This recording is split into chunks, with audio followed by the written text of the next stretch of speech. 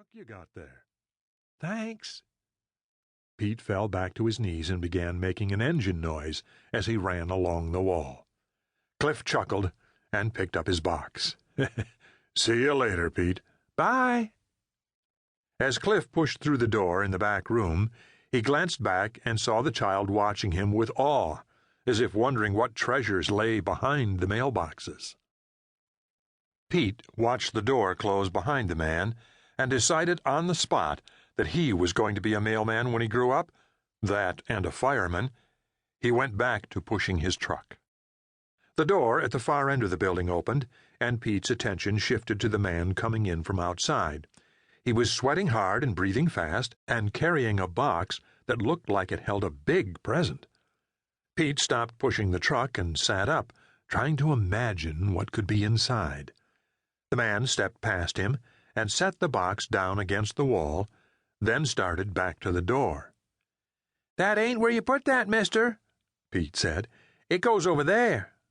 He pointed to the slots in the wall. "That's right where I want it, kid." The man hesitated as he looked down at him. Pete noticed that the man was missing some fingers, and he bent some of his own to see how it felt. He started to ask him what had happened to them, but the man spoke first. "Hey, you know that truck sure would fly on that half wall outside. Why don't you go out there and try it?" Not waiting for an answer, the man pushed back through the door he'd come in. Pete watched through the glass doors as the man climbed into the passenger seat of the blue pickup. The driver pulled away. Quickly, Pete's attention moved from the blue pickup to the half wall he'd suggested outside the building. He glanced through the glass doors and saw his mother paying for their package. If he went outside just this once, would he get in trouble? Deciding that the wall's incline was worth the trouble it would cost him, he pushed through the door and hurried to the wall. His throat made a rumbling sound as he set his truck on the wall and gave it a shove. He would never see it hit the bottom of the incline. The explosion was so loud Jerry Ingalls heard it from half a mile away. "What in the—" He slammed on his brakes. The blue pickup skidded across the street. "What are you doing?" Frank shouted. "Drive, man, drive!" As Jerry tried to right his pickup, he looked back through the rear window. He could see the black smoke rising from where they'd been, filling the sky. "That's the post office," he said. "Up here," Frank said. "Take a right, up here." Sirens began to blare a few blocks away. Jerry turned in the direction he'd been told, his heart racing. "Do you know anything about what happened back there?" "Yes," Frank said. He was dripping with sweat now, and the humid Louisiana air crept through the pickup in spite of the air conditioning. "But I can't tell you about it now. Just drive." "Drive where?" Jerry demanded. "If you're involved in something, man, I need your help." Frank's bellowed statement left no room for argument. "Drive to the Delchamps parking lot. I have a car. Drop me off.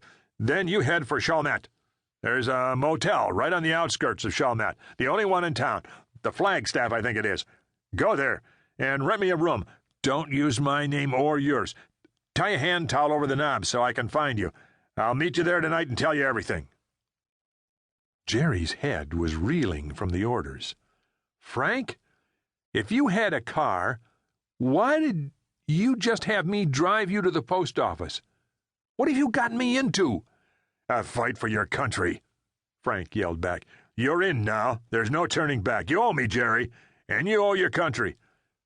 "My country?" Jerry asked. "What are you talking about, man? The war's been over for 25 years. "I've been a POW, Jerry, for 25 years, and there were others there with me. They told you the war was over, but it came home with us. Communism is infiltrating our government, Jerry. The captain was part of it." "The captain? What captain?" "Bertrand, man. He works for the feds. He's part of the whole thing." "Cliff Bertrand? Frank, he's retired from the Army. He's just a postal clerk, not some kind of spy." "He's helping them to take over, Jerry. I don't expect you to understand. You weren't held all those years like I was. But we have to stop it.